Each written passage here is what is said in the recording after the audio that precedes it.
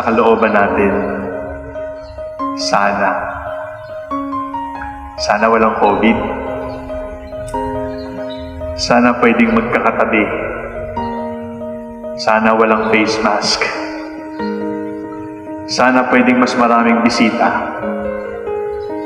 Sana pwedeng magyakapan, magkamayan, maghalikan na hindi tayo natatakot. Pero hindi natin pwedeng ipagwalang bahala yon. Itong mga sanang ito ay kailangan nating tanggapin na bahagi ng buhay natin ngayon. At kapag lolo at lola na kayo, at kinukwento ninyo ang araw ng inyong kasal sa inyong mga apo, sasabihin niya sa inyo, Lolo Carlo, bakit ka pa yung face mask? Pwede niyong sabihin, kahit may COVID, kahit pwedeng magkasakit, kahit pwedeng mamatay, nagpakasal kami. Kasi sabi ng banal na kasulatan, deep waters cannot quench love, nor floods sweep it away. COVID cannot prevent you from loving each other. COVID cannot prevent you from marrying. COVID cannot prevent you from living together in the sight of the Lord. Meron mga sana na hindi natin pwedeng makuha. Pero meron mga sana na tinitiyak ko sa inyo ay pwedeng nasa inyo. Ano yung una? Sana itong kalooban ng Diyos para sa inyo. At kaming dalawa ni Father Mario ay nagsasabi sa inyo, oo. Sana itong kalooban ng Diyos para sa inyo, oo.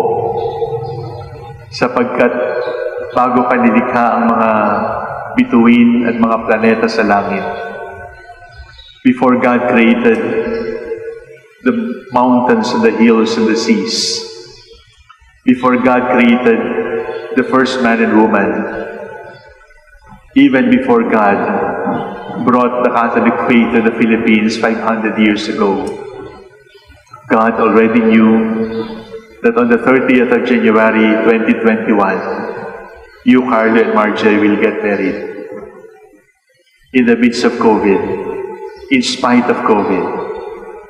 Sana itong kalooban ng Diyos. At kaming dalawang pari ay nagsasabi sa inyo, oo, amen. Pangalawa ay sana patulong kayo sa Diyos. Allow God to help you. A good marriage is not just about willpower. A good marriage is not just about deciding to stay on. A good marriage is not just about romance. A good marriage is allowing God to work in your life. Oo, itong kalooban ng Diyos.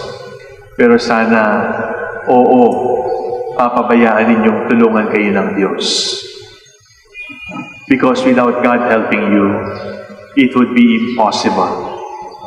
You have heard it said, the family that prays together stays together. Ang pangatlong sana, pero kayo lang makakasagot, sana pagmahalan kayo katulad ng pagmamahal ni Jesus. Carlo, mahal ka ni Marjorie, pero huwag mong mahalin si Marjorie dahil minahal ka niya. Marjorie, mahal ka ni Carlo, pero huwag mong mahalin si Carlo kasi mahal ka niya. Marjorie, mahalin mo si Carlo kasi minahal ka ng Diyos. At Carlo, mahalin mo si Marjorie kasi minahal ka ni Jesus. At kung dumating yung time na, Carlo, pakiramdam mo, lumipas na yung love ni Marjorie sa'yo, love her because Jesus never stops loving you. Marjorie, kung dumating yung pakiramdam mo na malamig si Carlo, malayo si Carlo, love him pa rin because Jesus never stops loving you. So the standard of loving Marjorie is not Marjorie, it is Jesus. The standard of loving Carlo is not Carlo. It is Jesus. Magmahalan kayo kung paano kayo minahal ni Jesus. Hindi dahil kung paano mo siya minahal. The standard is the Lord, not human beings. The standard is the Lord, not you. Sana walang COVID, di na pwede yun. Sana itong kalooban ng Diyos, totoo yun. Sana patulong kayo sa Diyos, gawin niyo yun. Sana magmahalan kayo, katulad ng pagmamahal ni Jesus. Dapat yun. May you see all your beautiful dreams come true. When COVID is over, and God has given you the children and the grandchildren according to your dreams, remember,